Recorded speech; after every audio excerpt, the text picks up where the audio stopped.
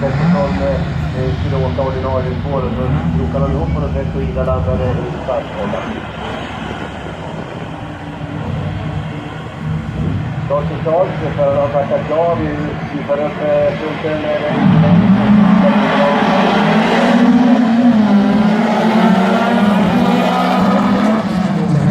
Andersson, det går att bättre han gör det. Anders Örman ifrån Skene med sin gröna Volvo där ute, så är det Röding som ligger där. Och vi in och vi har Anders Örman inne på alternativet, vi har också DFN där. Per Olsson från Karlskrona som klarar av alternativet på första varv.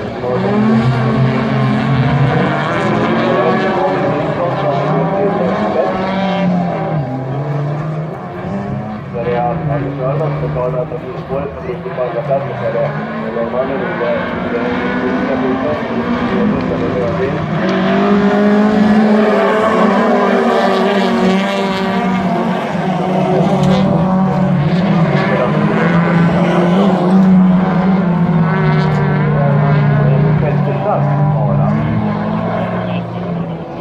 ska man ha till att tillbaka lite grann i huvudet där ute. Det är riktigt som vi hade koll på dem som var inne på alternativspår 2 också, där man måste ha gjort något riktigt förarbeslag där nere. Andersson som tappade på något annat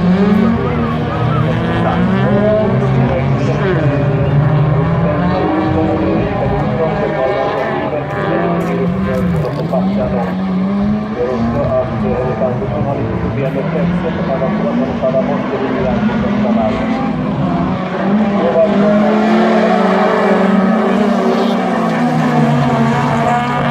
Han kör upp och jagar det här varvet.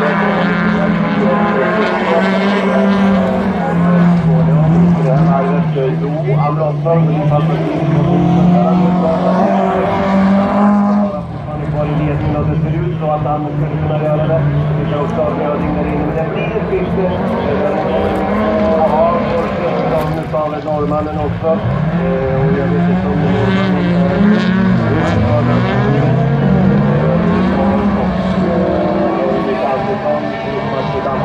Han kommer att sluta att försöka börja klara samtliga. En fana.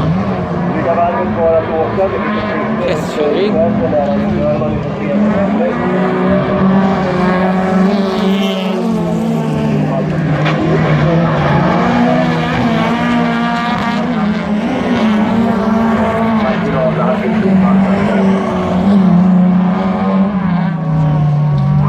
Varvet kvar att åka och det är att man gör man går några villtag, men det kommer att bli en hyfsat bra tid också. Han hade fullkomligt detta tid i första omgången.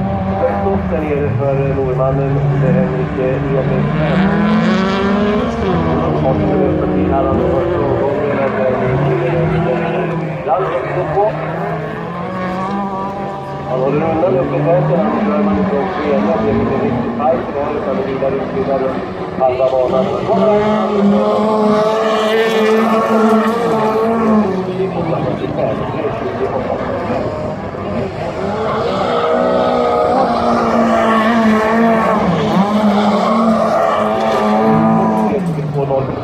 Johan Röding, 3.30.020 Henrik Andersson, 3.32.6.39. Ja, han kommer loss i alla fall, norrmannen, och kommer att få en tid. Den registrerad på den sidan hemåt.